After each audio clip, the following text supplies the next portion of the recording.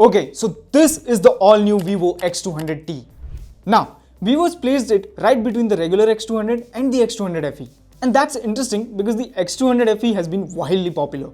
Like, it's basically built a mini cult following at this point, and honestly for a good reason. It's compact, it feels proper flagship, and it comes in at a more affordable price.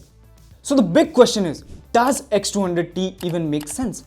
Because it's obviously more expensive than the X200 FE, and in 2026 people aren't gonna pay you extra unless the upgrade is actually worth it.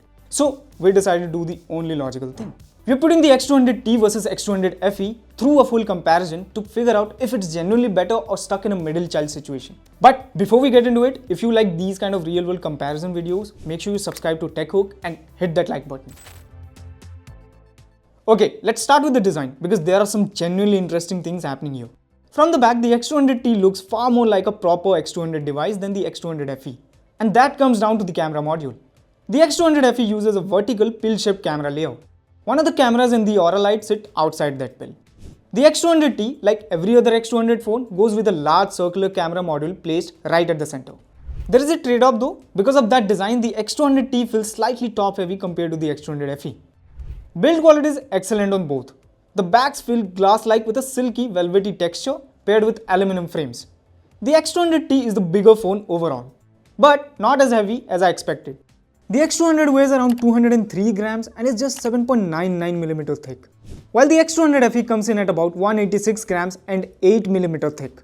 Both phones also get IP68 and IP69 ratings, so light rain and a few splashes here and there is fine.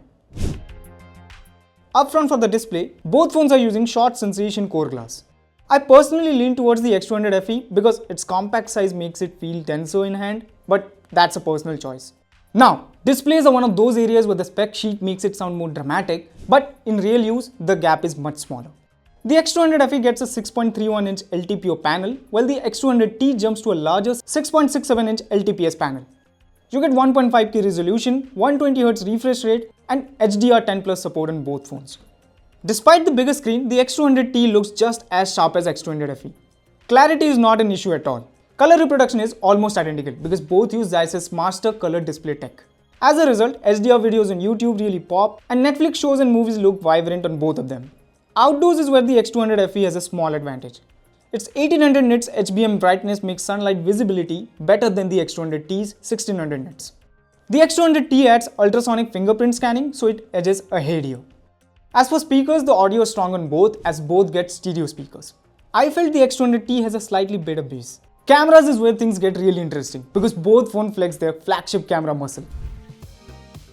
We get Zeiss's magic all over and it shows. The X200 FE comes with a solid setup.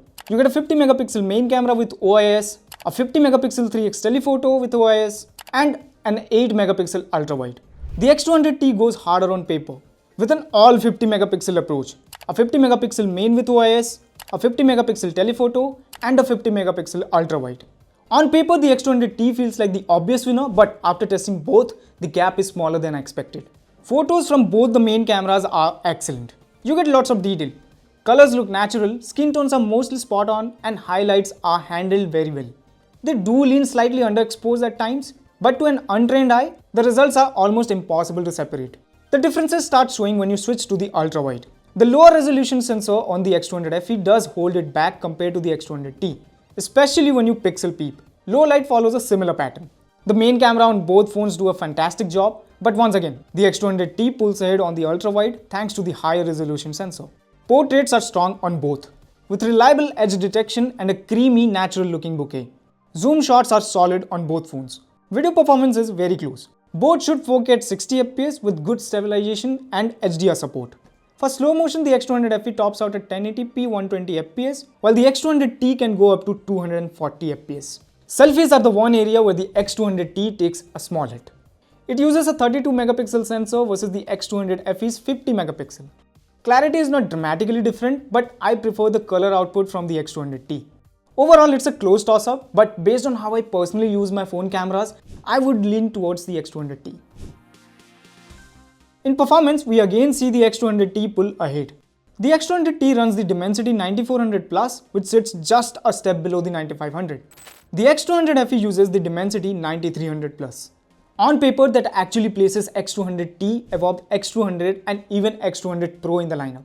Both phones use LPDDR5X RAM, but the X200 FE sticks to UFS 3.1 storage, while the X200T upgrades to faster UFS 4.1. In everyday use, the difference is not dramatic. Both phones feel quick and responsive.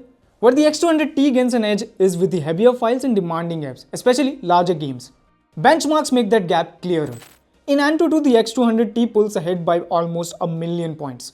In Geekbench, we see the difference narrowing. But the X200T still leads. 3D Mark shows a similar story. So yes, the X200T has all the raw performance you could realistically want. That said, in regular use, both the phones felt perfectly fine. Most of the time, I genuinely forgot there was a performance gap at all. Gaming tells a similar story. Both handle BGMI and Call of Duty Mobile without issues. The X200 FE tops out at 90 FPS, while the X200T can push up to 120 FPS. I did notice more heat on the X200 FE, which makes sense given its compact size. Coming to the software, the X200 FE launched with Android 15 based FunTouch OS and has since been updated to Origin OS. That means it has already used up one major update from its promised 4 plus 5 years of updates. The X200T ships with Android 16 based on Origin OS 6 out of the box and comes with a longer 5 plus 7 years of update promise. So it is clearly the safer long-term bet. Now, I won't dive too deep into Origin OS itself because we have covered it plenty of times before. What I'll tell you is this: compared to FunTouch OS, Origin OS feels clean, modern and properly premium. The transparent liquidy theme is very iPhone inspired, but honestly, it works. Quickly moving to the battery life, Vivo has actually shrunk things on the X200T. It packs a 6200 mAh battery down from the 6500 mAh unit in the X200 FE, which is surprising given the bigger body. That said, battery life on both phones is solid. Either one will comfortably last a full day. On paper, the X200 FE should edge ahead thanks to the larger battery and the LTPO display, but in my early testing, the difference is honestly hard to notice. Charging is where they split. Both support fast 80-watt wired charging, but the X200T adds 40-watt wireless charging as well.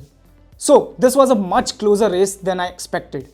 But the X200T is the more future-ready phone, with a stronger chip, faster storage, a better set of cameras, and longer software support. The X200 FE though never feels left behind. It is lighter, more compact, still very fast in daily use, and its cameras are good enough for most people. So, how do you choose between the two? Well, pick the X200T for its power and features, but if you want a smaller phone, go for the X200 FE. That's it guys for this video. Thanks for watching and I'll see you in the next one.